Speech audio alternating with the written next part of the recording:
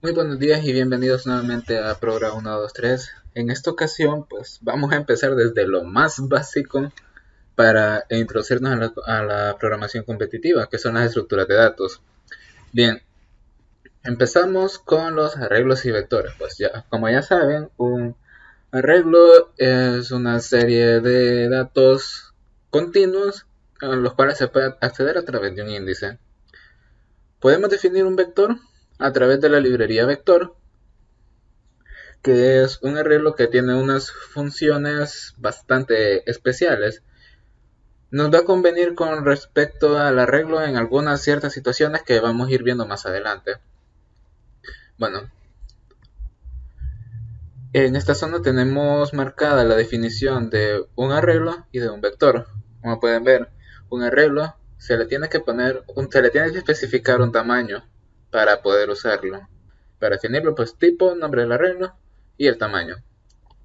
Si lo queremos de un tamaño que nos va a decir el usuario de qué tamaño, bueno, en el caso de la programación competitiva, los casos de entrada, pues hace falta leer una variable y luego definir el arreglo con, con esa variable como su tamaño, como vemos en la línea 10.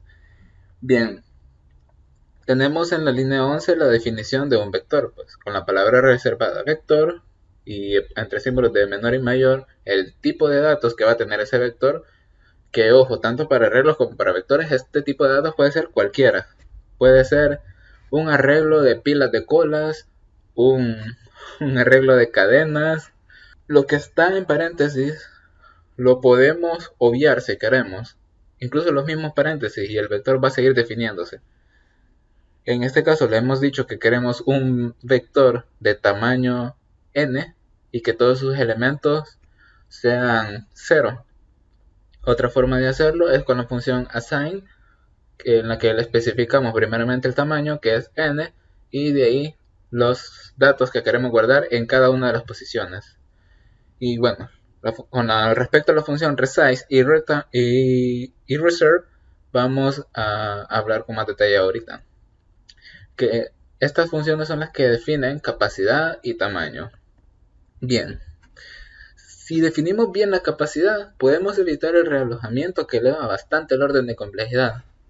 Van a haber algunos que digan que prefieren no usar el vector porque el vector puede provocar realojamiento, pero pues todo depende de haber definido bien la capacidad. Un vector siempre se va a comportar como un arreglo.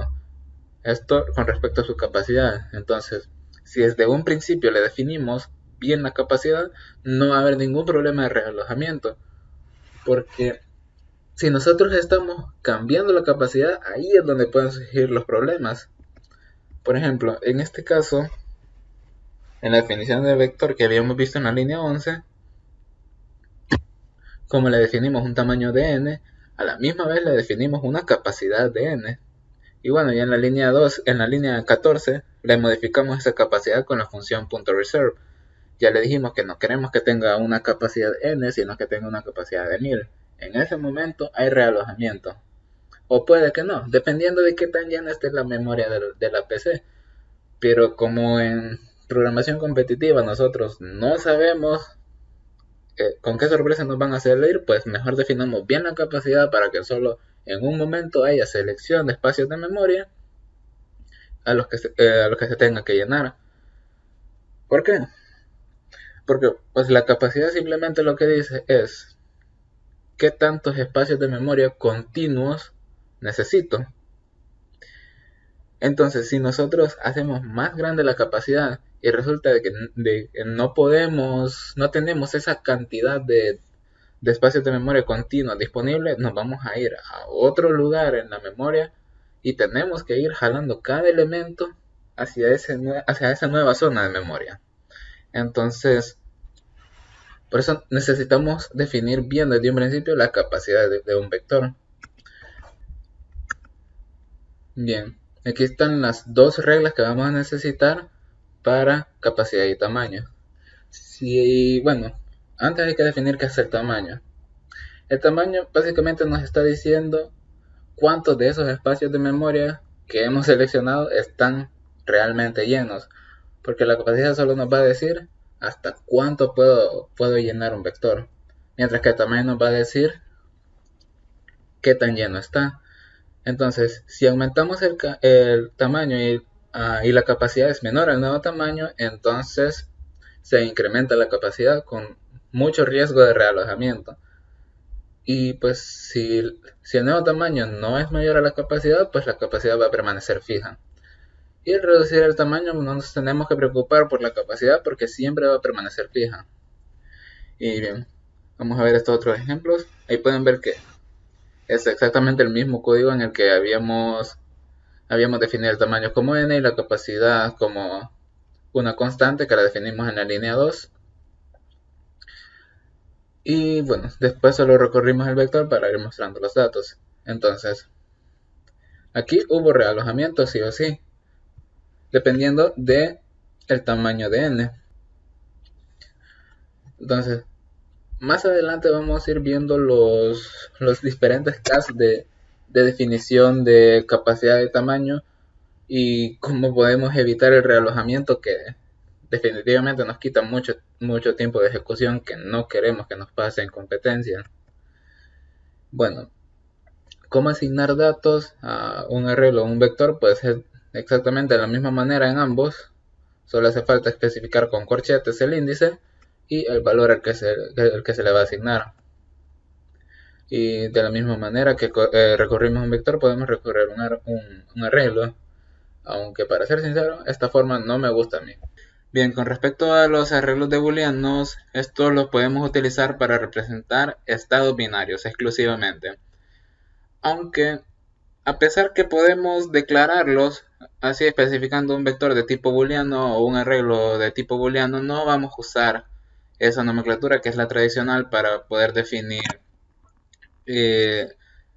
arreglos de booleanos. En su lugar utilizaremos los bitsets, que están incluidos en la librería bitset de C++.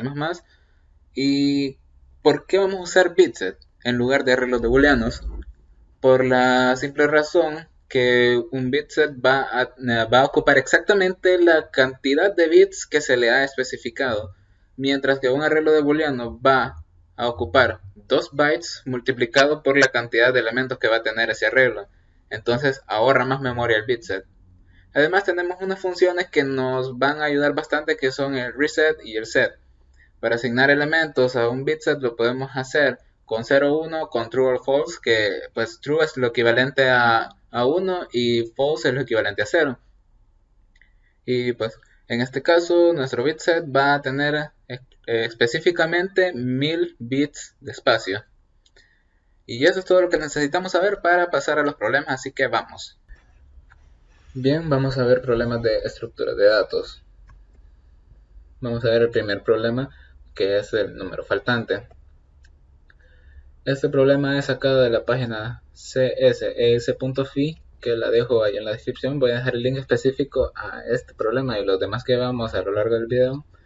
Bueno, el problema es que se nos dan los números del 1 al n, excepto uno de esos números. Y nuestra tarea es encontrar el número faltante. De entrada vamos a tener en la primera línea el número n y en la segunda línea los n-1 números. Cada número es distinto a todos los demás y están en el rango de 1 a n. Ojo, nadie nos ha dicho que están ordenados, así que no lo podemos asumir. Y la salida, pues solo tenemos que decir cuál es el número faltante. Ejemplo de entrada. Tenemos 5 números y nos dan el 2, el 1, el 3 y el 5. Como les dije, nadie nos asegura que están ordenados, entonces no lo podemos asumir. Y bueno, el ejemplo de salida sería 4, porque del 1 al 5 en nuestra entrada el 4 es el que falta, comprensible. Muy bien. El n va a ser a lo sumo 2 por 10 a la 5 y bueno, los números van a estar en el rango de 1 a n. Vamos a ver la primera aproximación, que tiene una complejidad de n cuadrado. Esto es lo primero que se nos puede venir a la cabeza si pues estamos en nivel principiante de programación, que pues si esta idea se te viene a la cabeza, pues que de verdad necesitas este tipo de videos. Y bueno, la primera aproximación sería, por cada número entre 1 y n, verificar si pertenecen al conjunto dado. Si es así, no es ese. Si no pertenece, entonces esa es la respuesta. ¿A qué me refiero con esto? Bueno, algo de este estilo. Bien, en la línea 7 y 8 pues leemos el n que ya nos habían dicho, definimos un arreglo de tamaño n y leemos cada uno de los elementos del arreglo. Y luego vamos a ir verificando de uno en uno si ese es el que falta. Entonces vamos a iterar con el primer for en los números del 1 al n. Vamos a ir desde el 1 al n preguntando si ese número está en el arreglo de entrada. Entonces, originalmente decimos que no está. Definimos una variable bandera que pues nos va a decir sí o no al final de nuestras iteraciones. Le decimos originalmente que no está, pero si resulta que al recorrer el arreglo lo encontramos, pues entonces decimos que sí está. Esta bandera nos va a decir si está o no está en el arreglo.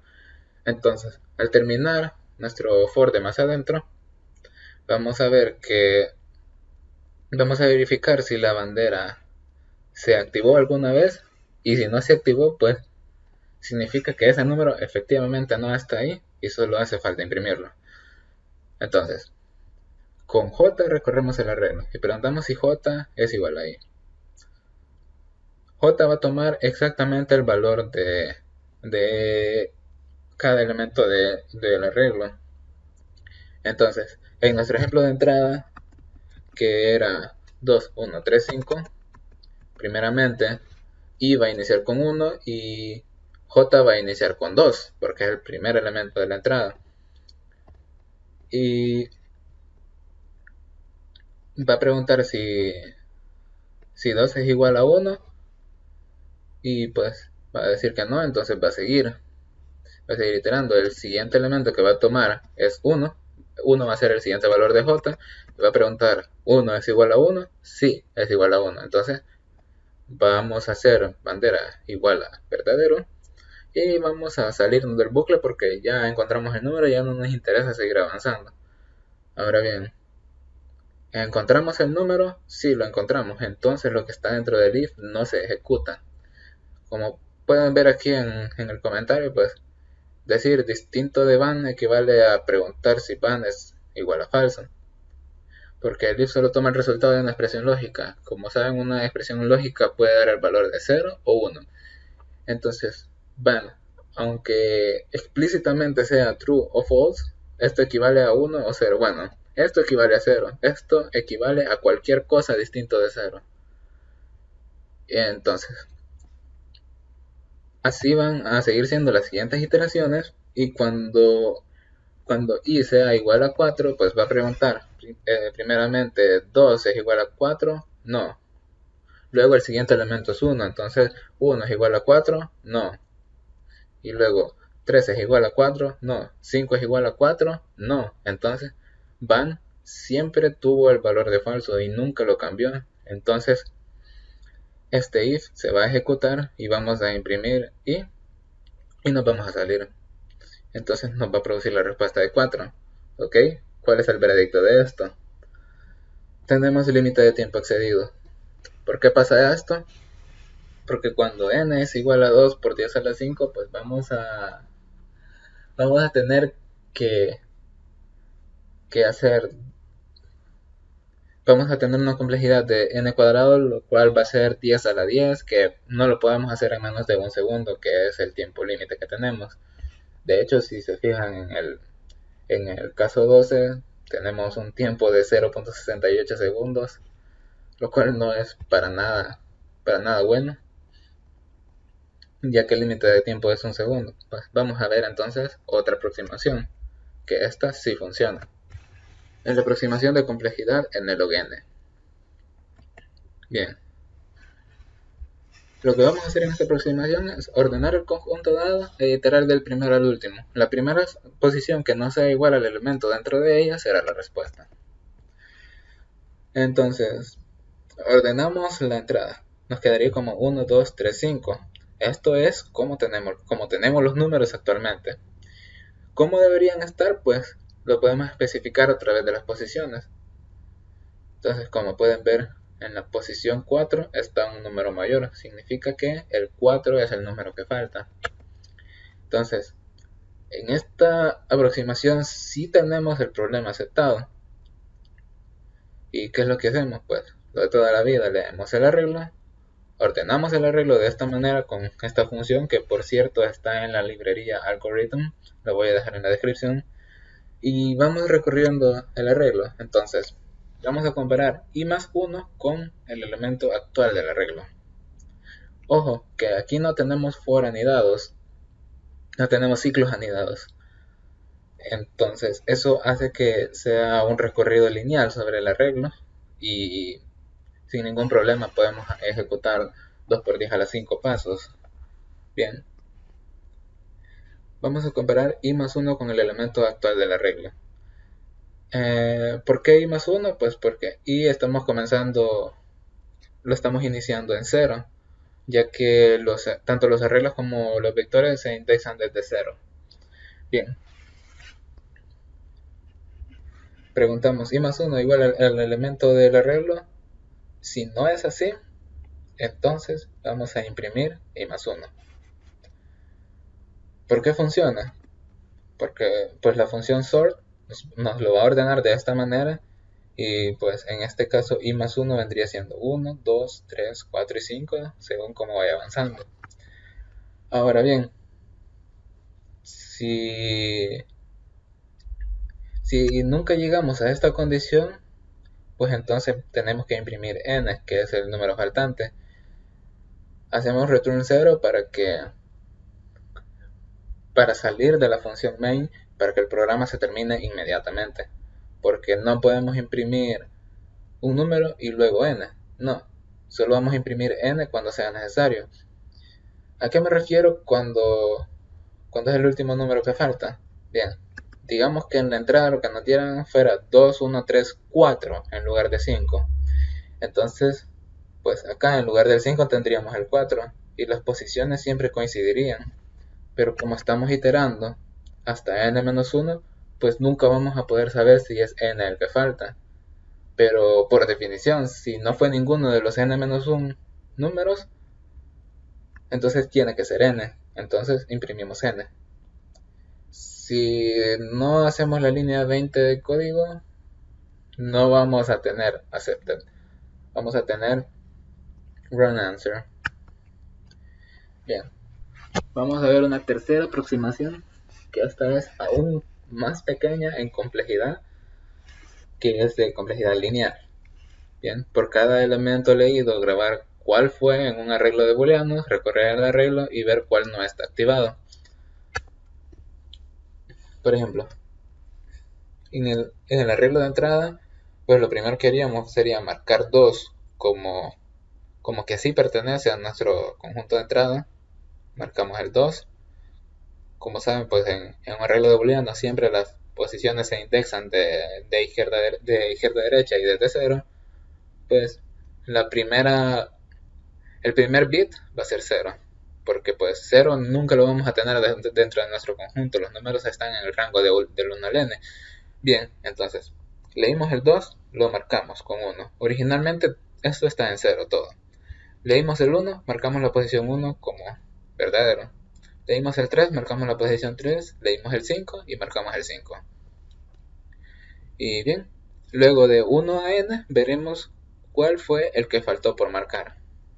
Entonces, como pueden ver, pues leemos n y luego hacemos un bitset de a lo máximo 2 por 10 a la 5 con un poquitito más de espacio por si acaso. Hacemos la función .reset, que lo que hace es poner todos los bits en 0. Y luego vamos a ir leyendo los datos y marcando cada elemento como ya visitado, como ya visto. Entonces luego solo recorremos desde 1 hasta n, y cuando no hayamos visto un elemento, pues no va a estar marcado, y pues si no está marcado vamos a imprimir el i, que es el índice del bitset. Eso es todo lo que hace falta hacer y pues tenemos acepta. En este caso no hace falta hacer una línea extra y al final del ciclo porque estamos examinando desde 1 a n directamente. Aunque sea n, siempre nos vamos a dar cuenta si falta o no, porque lo hemos guardado en un bitset. Ahora bien, ¿por qué esta solución es de complejidad lineal y la anterior es de complejidad n log n? Pues por esta función, por el sort, que siempre tiene una complejidad de n log n. Eso siempre. Más adelante, cuando veamos métodos de ordenación, vamos a entender por qué es que tiene esta complejidad. Y bien, pasemos a la cuarta aproximación, que también es de complejidad lineal. Sumamos todos los elementos de la entrada y los números de 1 a n separadamente. El número tal que al restarlo a la suma de 1 a n nos dé la suma de los elementos de entrada será la respuesta. Suena complicado, pero vamos a verlo con un ejemplo. Bien, esta es la manera más óptima de hacerlo en términos de memoria y tiempo, pero solo se las muestro con el objetivo que veamos las distintas aproximaciones que podemos tener para resolver un problema. No significa que siempre tenemos que buscar lo mejor, aunque como práctica, no como parte de una competencia, sí se recomienda buscar siempre la mejor solución, para que así vayas entrenando tu mente a buscar soluciones eficientes en corto tiempo. Bien, el código sería el siguiente. Dato importante, n en esta solución tiene que ser de tipo long. ¿Por qué? Porque la suma de Gauss, cuando n vale 2 por 10 a la 5, va a llegar hasta 10 a la 10, lo cual un entero de toda la vida, un entero de 32 bits, no lo va a soportar. Se va a ir a valores negativos, mientras que un long sí lo va a soportar.